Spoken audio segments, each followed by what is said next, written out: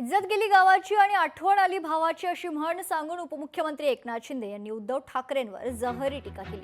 यावर संजय राऊतांनी जोरदार प्रत्युत्तर दिले। भावाची आठवण येणार नाही तर काय अमित शहांची येणार का, असा सवाल राऊतांनी उपस्थित केलाय। विधानसभेला हरल्यावर आरोप केला, तुम्ही इतर राज्यात जेव्हा जिंकता तेव्हा आरोप करत नाही, परंतु जेव्हा हरता तेव्हा आरोप करता।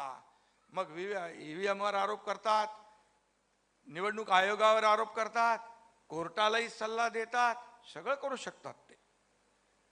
आणि म्हणून मी आपल्याला एवढंच सांगतो की हा रडीचा डाव आहे, कारण जिंकल्यानंतर सगळं चांगलं असतं, हरल्यानंतर रडीचा डाव खेळता।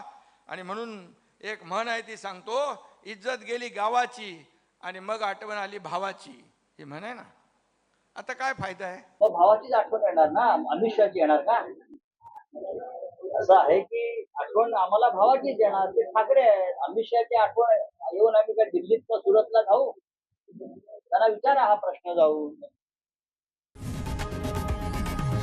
लोकशाही मराठी ऐका, पहा, जागरूक रहा।